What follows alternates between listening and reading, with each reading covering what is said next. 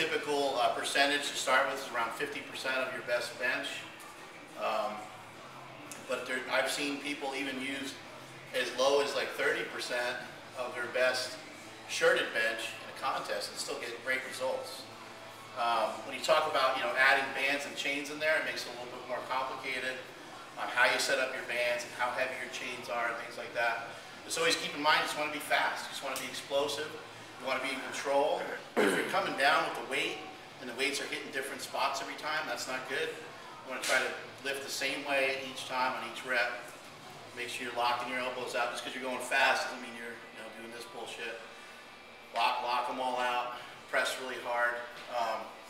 For some of you newer guys that are just starting to get used to speed benching and stuff like that, you can take the weight out. You can take about a 3-second count on the way down just to make sure that you're staying real stable. Most of the guys that I saw go today were advanced enough they didn't have to really worry too much about that. But that's something for newer guys that they can work on about a 3 count on the way down. Second, the thing touches your t-shirt, just press it as hard as you possibly can. So again, just to reiterate, like on a dynamic day, normally I do like 8 to 10 sets of about 3 reps, about 50% of my max. Might be a few workup sets. Sometimes I'll throw a slingshot on and get in somewhat of a heavy triple, but even that last heavy triple will still be fairly fast. And then I'll move on to like dumbbell rep work and just other assistance exercise, maybe some curls, maybe some tricep extensions. Just anything to hammer the triceps. Anytime you're doing upper body work, you should always be looking to smash your triceps. Basically with any of these workouts, when you're talking about the upper body or the lower body, back of your body should be thrashed. Your hamstrings, your glutes, your lower back, your upper back, your lats, your triceps. Those are all the muscles that are going to be involved in all the 3 main lifts. I got a question for you, Mark. Remember how, like yesterday, you were saying you were stuck at the deadlift for so long? Have you ever been stuck like that with the bench, and then you were talking about like the deficit deadlifts or something that you found really worked? Have you found something that really helped push your bench up if you've been stuck, or other guys that you work with that were stuck and you did something for them? A lot of times it's a similar situation that I experienced with the deadlift. Is sometimes just taking a step back a little bit seemed to really help. I consult with Jesse all the time on some of this stuff, and we were talking about, this is something I mentioned to you guys that I'd bring up, is that when you're doing a lot of dynamic work, you do a lot of speed work, it takes its toll on your joints. When you're doing it for the squat and the deadlift, it's a little different. You're dealing with much bigger joints, much bigger muscles. But here we're talking about the shoulders, which my shoulders are enormous, probably bigger than most of you guys' lower bodies. But then you're talking about the elbows and wrists and stuff like that, So you're going to be putting a lot of pressure and a lot of tension on these spots. And when you do it over and over again, it's going to lead to small injuries and possibly even a bigger injury. So what I did, and what he kind of suggested to me, was to kind of mix in some repetition work with the dynamic effort work. So every other week I would go from moving the weight as fast as I possibly could, and the following week I would use a little bit heavier percentage, and it'd be more methodical. Just be, it wouldn't be fast, it wouldn't be slow.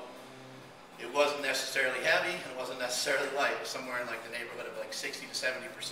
Still 3 reps or more reps? 5 sets of 5. I've used, James Smith wrote an article a long time ago about submaximal effort work. You can look it up on Elite, and that's what I copied. He did 4 sets of 6, 5 sets of 5, and 6 sets of 4. 6 sets of 4. So it's all the same thing. I mean, it's about 24, 25 reps, 8 sets of 3.